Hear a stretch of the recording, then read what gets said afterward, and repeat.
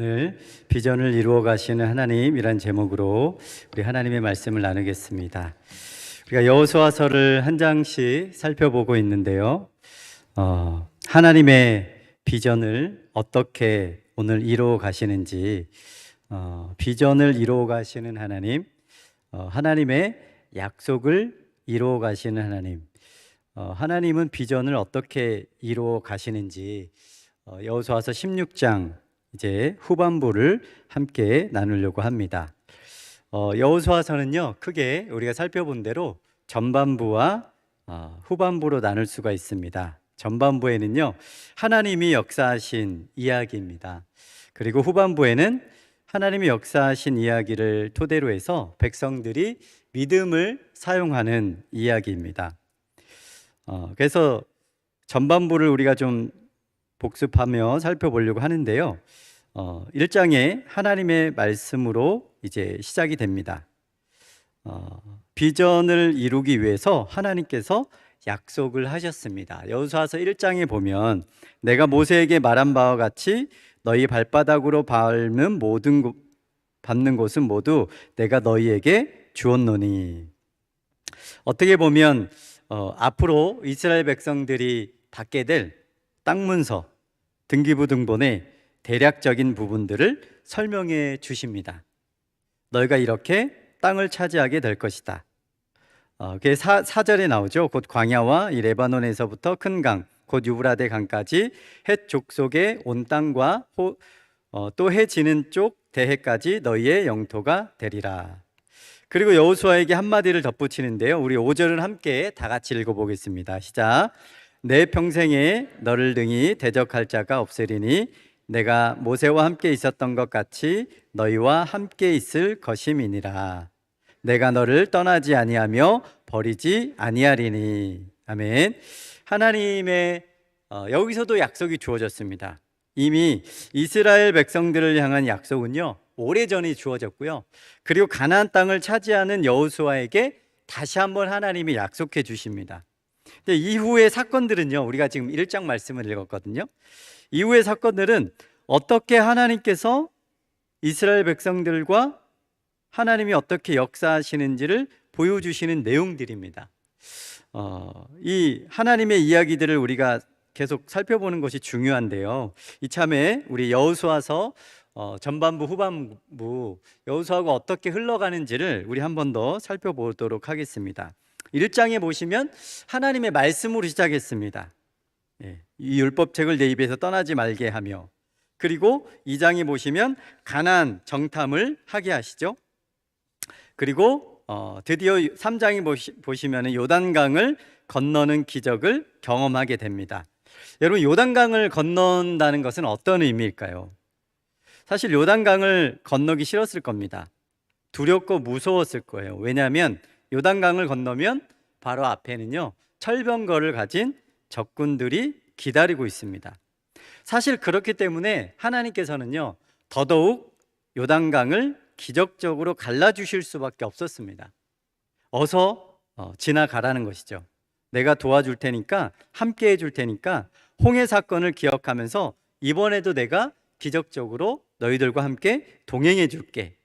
하나님의 기적이 서두에서는요, 필요할 수밖에 없었어요. 백성들의 믿음을 위해서. 그래서 백성들은 법궤를 앞세워서 마른 땅을 지나가게 됩니다.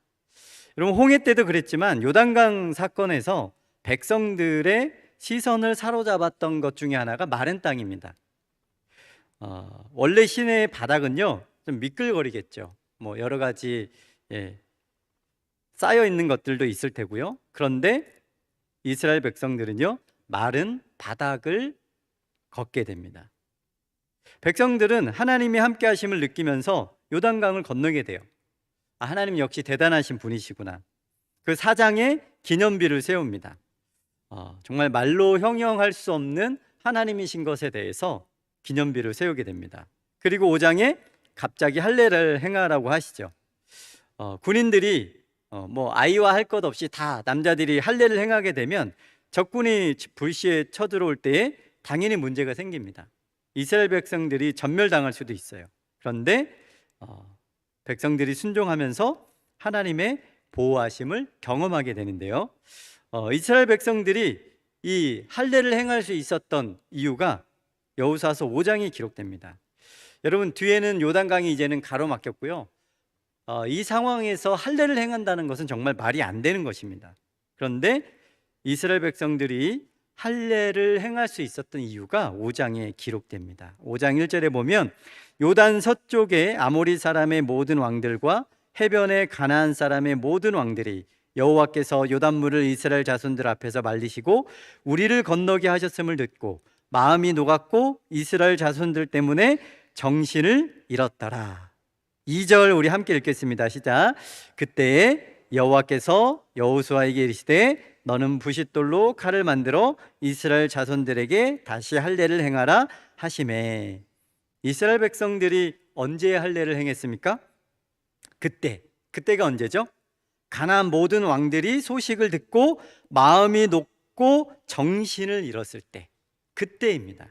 이 그때가 언제냐면 하나님이 안전장치를 다 해 놓았을 때입니다. 이스라엘 백성들이 사기가 올라가고 주변 백성들은요, 왕들은요, 완전히 마음이 물에 녹고 정신을 잃었을 때, 그때 하나님께서 할례를 행하라고 하시는 거예요. 그러니까 여호수아 전반부는 이렇게 하나님의 일하심과 역사하심으로 흘러갑니다. 하나님이 도와주시고 보호해 주시고 모든 장애물을 물리쳐 주시고, 그리고서는 이제 6장이 여리고성을 돌게 되는 거예요. 이때도 남아있는 백성들의 불신앙이 이제 완전히 없어지는 것이죠. 여리고성을 돌면서 그 여리고성과 함께 백성들의 불신앙도 무너집니다. 아마 속으로 불평불만이 많았을 것입니다. 어떻게 여리고성 돈다고 저 견고한 성이 무너질까? 그런데 속으로 불평했던 그 불평불만들이 정말 여리고성이 무너지면서 함께 다 무너지는 거예요. 여리고성 사건을 통해 이스라엘 백성들은요, 그 마음에 하나님으로 채워지는 시간을 갖게 되는 것입니다. 그런데 성경을 보니까요, 이제는 여리고성으로는 부족했던 것 같아요. 이 사건 이후에 기브온 족속 사건이 나옵니다. 우리가 뭐 드문드문이지만 기브온 족속 사건 기억나시죠? 기브온 족속이 속이고 우리를 좀 구원해 달라고, 그 모습을 하나님이 어여삐 여기셔서 정말 이방인인데도 불구하고 자연과학을 거스르면서 하나님이 기브온 족속을 구원해 주십니다. 태양과 달을 멈추시면서 하나님께서 그들을 구원해 주세요. 기브온 족속을 구원해 주시는 것은 어떤 의미입니까? 먼저는요, 자연과학 자체를 통치하시는 하나님이시다라는 거예요. 만물을 통치하시고 만물을 통제하시는 하나님이라는 것을 경험하게 되는 거예요. 그러니까 하나님이야말로 정말 신 중의 신이시구나. 그러니까 전반부는 그런 이야기입니다. 하나님이 어떤 분이신지, 정말 머리부터 발끝까지 하나님 하면 하나님은 정말 신이시구나 라고 할 만한 사건들이 일어나는 게 여호수아서 1장부터 12장까지 이야기예요. 그리고 하나님이 이방인을 이렇게까지 구원하시는데 하물며 우리일까 보냐. 이 기브온 족속 구원하시는 사건은요, 하나님이 만물을 통치하시는 하나님이시구나. 그리고 두 번째는 정말 이방인을 이렇게까지 구원하시는 하나님이 하물며 우리에게 약속하신 하나님, 우리를 구원하시지 아니하실까. 그러니 가나안 족속이 아무리 철번거를 가졌다 할지라도 하나님이 우리를 이렇게 구원해 줄 것이다 라는 거예요. 그래서 앞으로 땅을 차지해야 하는 전쟁에 있어서 굉장히 큰 믿음을 소유하게 됩니다. 그리고 이후에는요, 북방 지역 왕들을 물리치면서 기세를 얻게 되고, 전반부 마지막 12장에는 32명의 왕들을 기억하면서 하나님이 어떻게 역사하셨는지 이 전반부가 이렇게 마무리되는 것입니다. 오늘 본문은 이제 후반부입니다. 후반부의 특징은요, 전반부처럼 특별한 기적이 나타나지 않아요. 성경을 잘 보면은요, 12장까지는 12장에 32명의 왕들이 탁 기록되면서 하나님의 역사하심이 얼마나 큰지 모릅니다. 근데 13장부터는 땅 분배를 합니다. 그래서 성경을 읽어나가면 느낌이 달라지잖아요. 어떤 사람이 책을 써도 이 사람이 쓴 필체와 느낌과 다른 사람이 쓴 어떤 느낌이 다르듯이 여호수아가 썼지만 분위기가 달라지는 것이죠. 하나님의 어떤 기적이나 이런 것들이 나오지는 않습니다. 이스라엘 백성들이 땅 분배를 하고 계속 싸워야 돼요. 그리고 읽다 보면 여호수아가 에브라임 지파, 요셉 지파에게 스스로 개척하라 이러면서 너희들이 믿음을 써야 한다라는 이야기가 계속 나오는 것입니다. 그래서 후반부는 이렇게 하나님을 경험했기 때문에 우리가 하나님을 믿음으로 믿음을 써야 한다라는 이야기입니다. 근데 우리가 13장부터 후반부의 관전 포인트는요, 유다 지파가 먼저 나서기 시작합니다. 퀴즈 하나만 내볼까요? 유다 지파에 누가 먼저 나서기 시작했을까요? 아시는 분 한 번만 대답해 보실까요? 그 유명한 갈렙. 알고 계셨죠? 알고 계시는 걸로. 유다 지파와 갈렙이 유다 지파의 관전 포인트입니다. 유다 지파가 믿음을 쓰고 유다 지파가 먼저 나서고 갈렙이 헤브론을 정복하고, 그래서 믿음을 쓰기 시작하는 본을 보여줍니다. 공동체에는 그래서 그런 사람이 있어야 된다고 우리가 14장쯤에 우리가 한번 나눴는데 다 까먹으셨죠? 그래서 13장부터 14장, 15장, 16장은요 이렇게 우리가 믿음을 써야 하는 것입니다. 그래서 오늘 후반부인데요, 유다 지파 갈렙이 먼저 나서기 시작하면서 이 산지를 내게 주십시오. 우리 찬양 가사로도 유명한 이 멋진 고백을 하면서 안악 사람이 있고 그 성읍들은 크고 견고할지라도 내가 그들을 쫓아내겠습니다. 그러면서 하나님의 비전을 이루고 있습니다. 오늘 제목이 비전을 이루어 가신 하나님이신데요, 오늘 16장은요 어떻게 보면 요셉 지파가 부여받은 부동산 등기부 등본을 읽은 거예요. 1절에 보면 16장 1절에 요셉 자손이 제비 뽑은 것은 여리고 샘 동쪽 곧 여리고 곁 요단으로부터 광야로 들어가 여리고로부터 베델 산지로 올라가고 베델에서부터 루스로 나아가 아렉 족속의 경계를 지나 아따롯에 이르고 요셉의 자손 므낫세와 에브라임이 그들의 기업을 받았더라. 어떻게 보면 요셉 지파의 경계 땅 문서잖아요. 그런데 생각해 볼 것이 있는데요, 우리가 16장 정도 오면서 드디어 가나안 땅을 이렇게 분배받고 지파들마다 자기 자신들의 땅 문서를 다 부여받습니다. 그런데 이 이스라엘 백성들의 땅 문서가요 오래전부터 하나님이 말씀하신 언약의 성취라는 것입니다. 하나님의 언약이 지금 아브라함으로부터 시작해서 이렇게 16장까지 계속해서 성취되고 있는 과정을 우리에게 보여주고 있다는 거예요.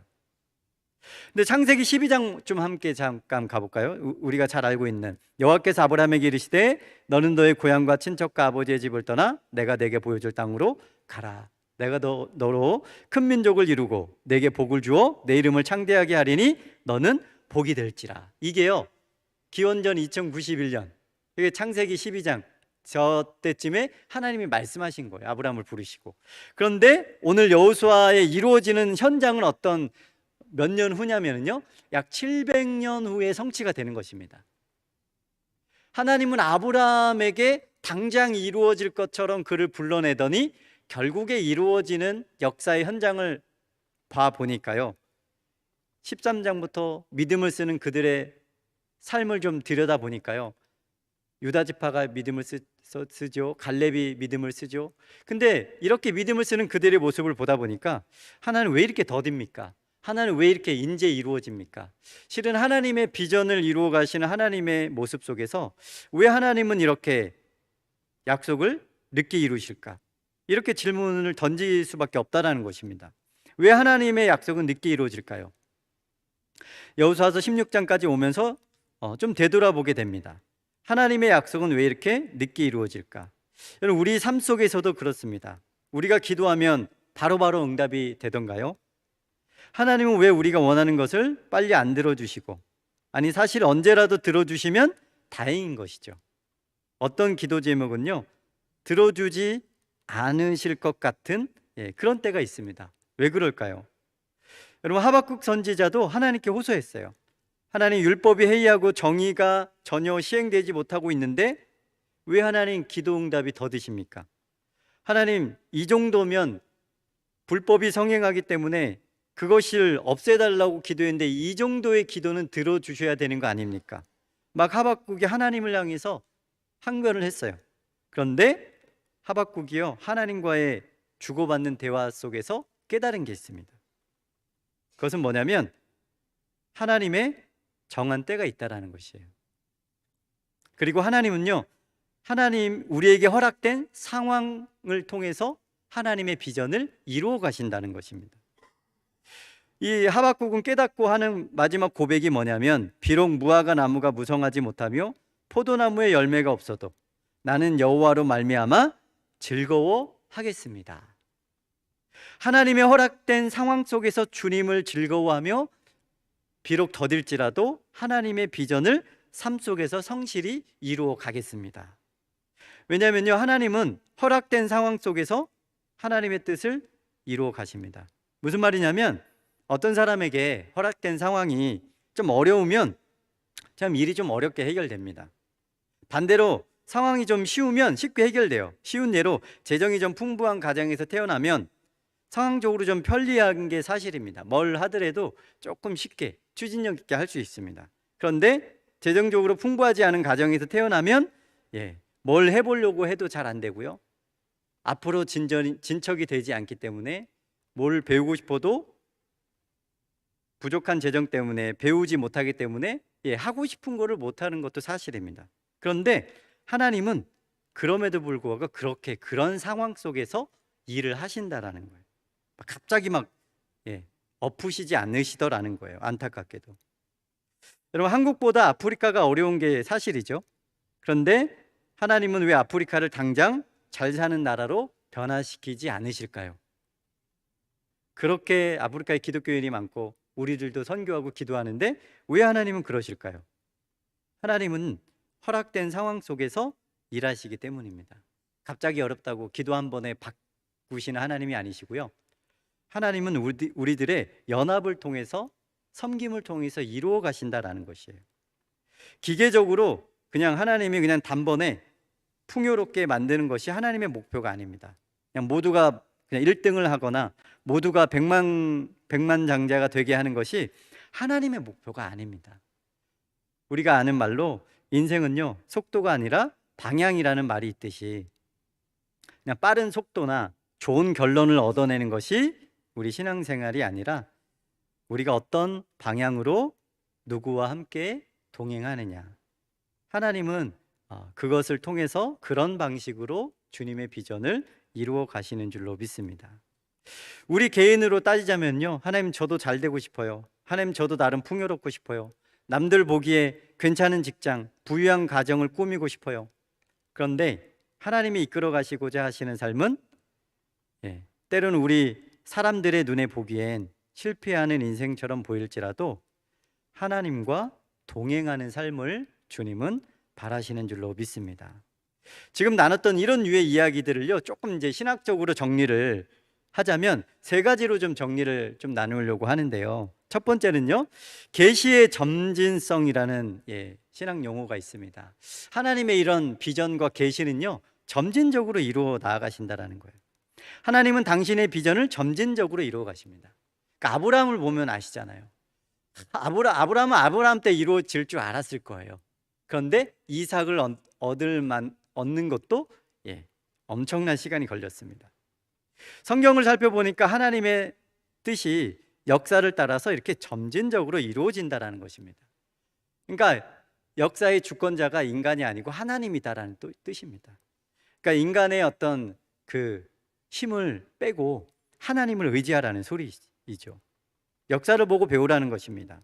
아브라함의 삶이 그랬던 것처럼 여러분들, 아브라함의 삶의 목표가 뭐였을까요?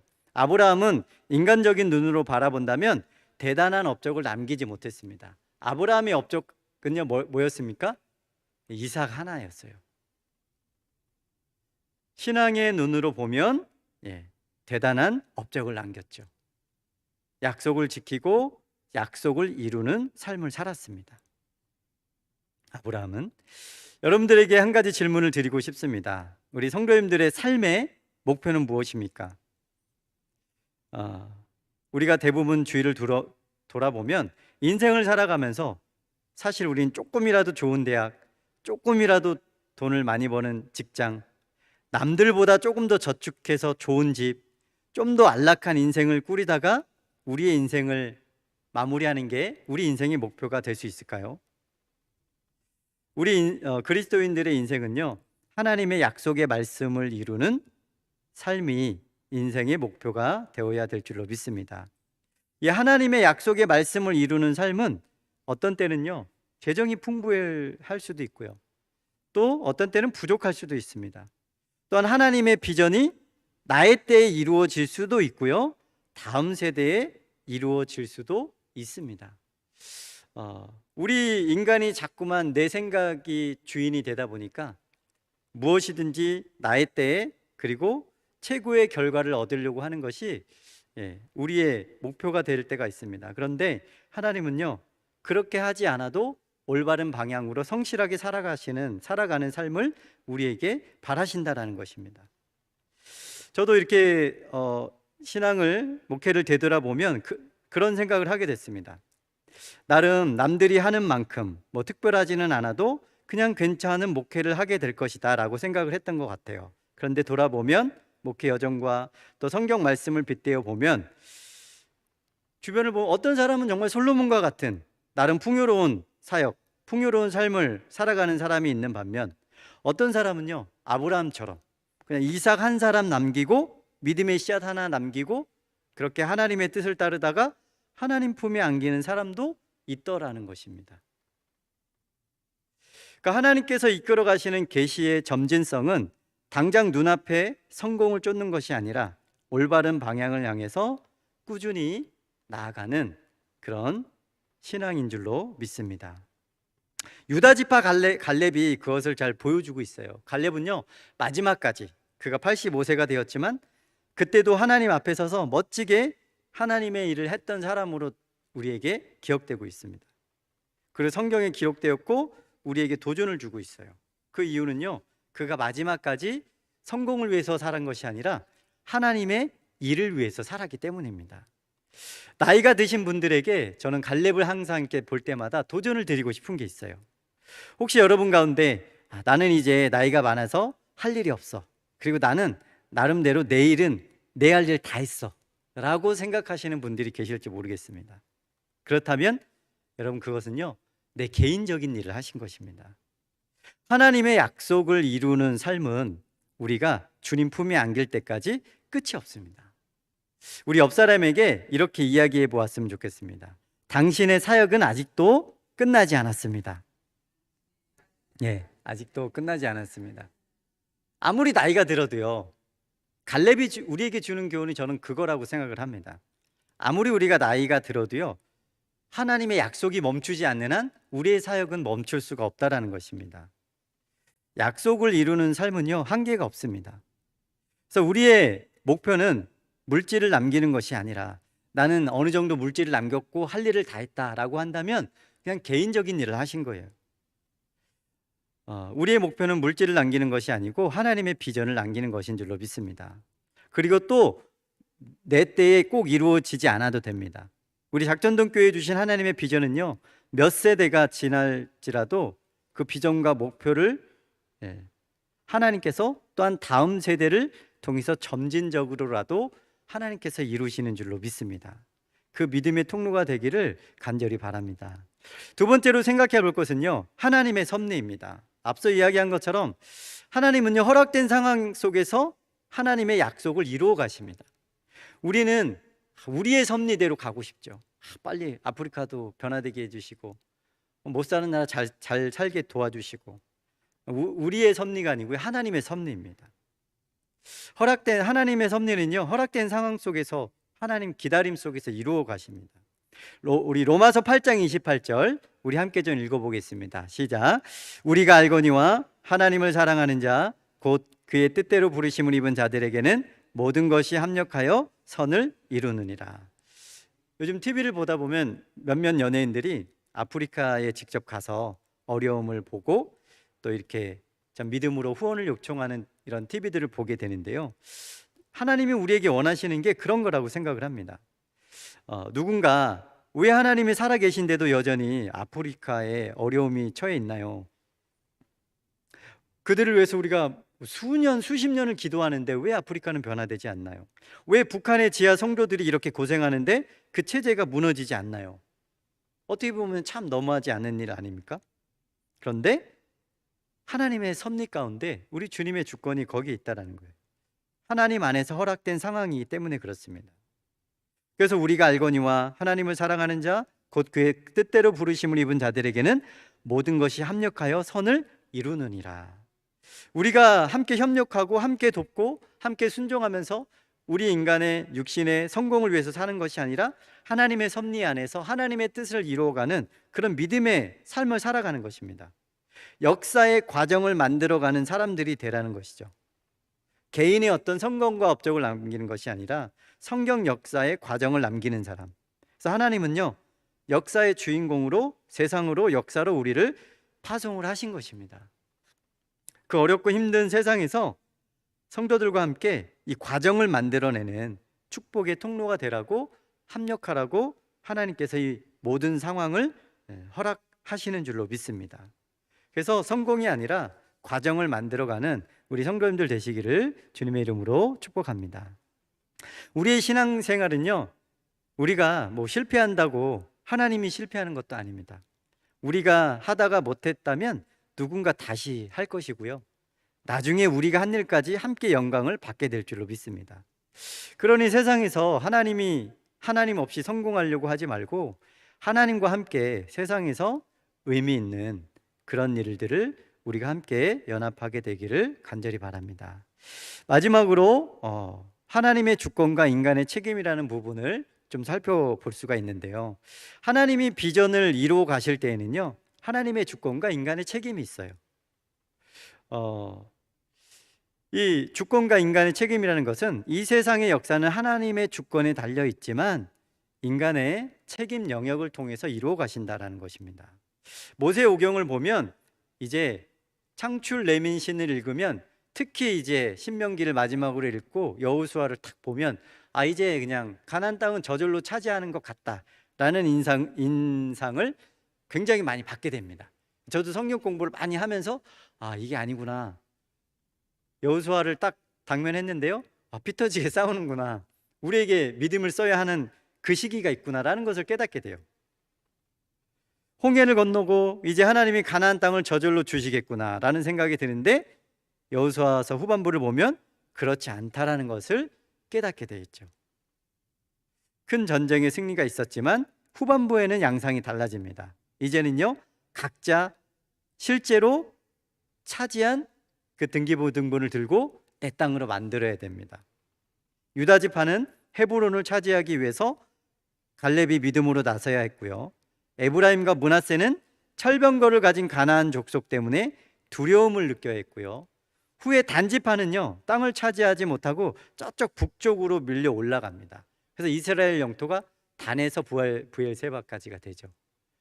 우리는 이제 저쪽 강원도에서 한번 밑에만 따진다면 제주도인 것처럼 원래는 중간이었는데 단지파는요, 두려워서 저쪽 북쪽으로 밀려 올라가게 됩니다. 그러니까 하나님께서 약속하시고 주권적으로 일하시지만 그 약속이 현실이 되기까지는 우리들의 믿음의 싸움이 있습니다. 책임이 있습니다.